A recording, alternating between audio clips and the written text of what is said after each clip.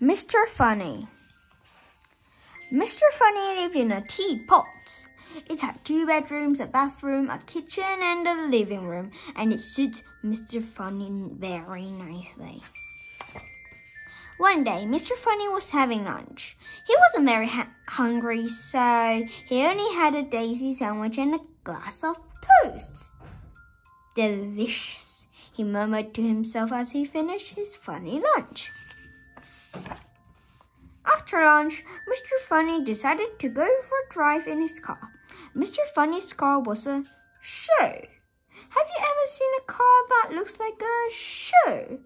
It looks very funny. As he drove along, everybody who saw him laughed to see such a funny sight. He passed a worm at the side of the road.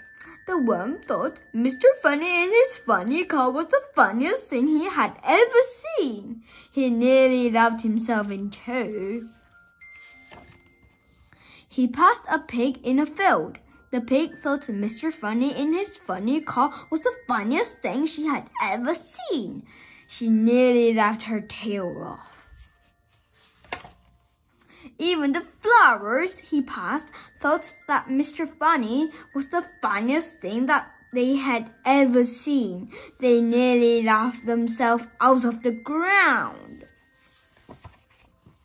Eventually, Mr. Funny came to some crossroads. He didn't know which way to go, so he looked at the signpost. One of the signs said, "To the zoo." That would be fun, thought Mr. Funny to himself, so he drove his show towards the zoo. Then he arrived at the gates of the zoo. He stopped. It was closed.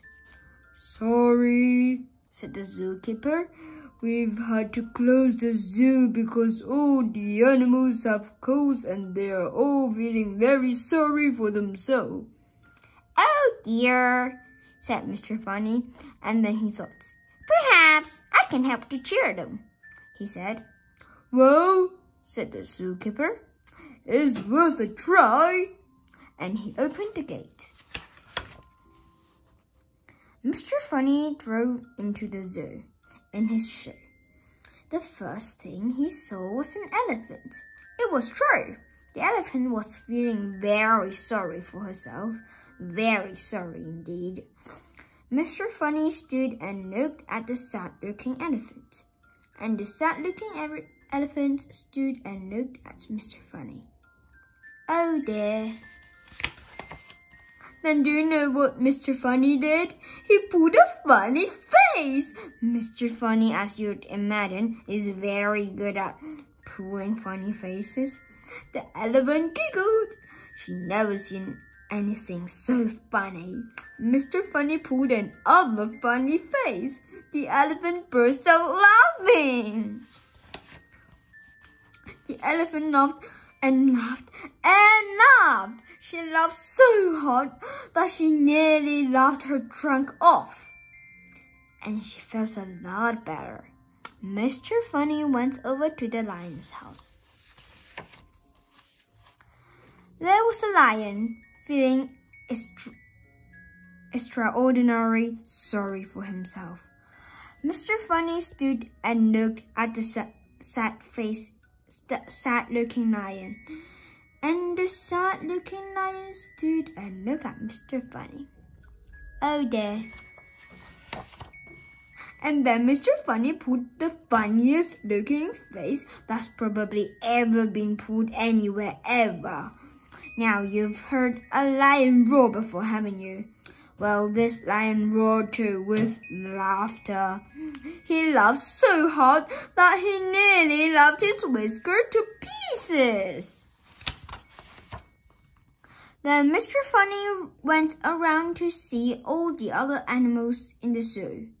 Oh dear, what a miserable looking lot.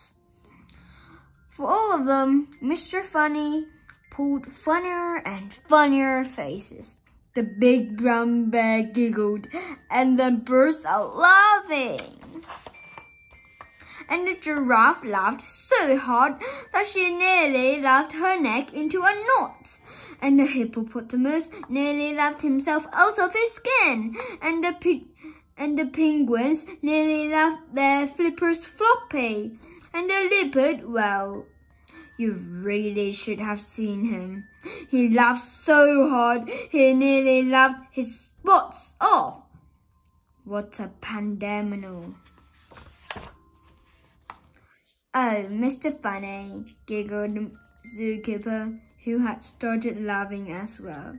Oh, Mr. Funny, thank you very, very much indeed for coming to cheer us all up. Oh, it's nothing, really, replied Mr. Funny modestly and flew away in his chair. Later, when Mr. Funny arrived home, he chuckled to himself. Well, he said, that's the end of another funny day.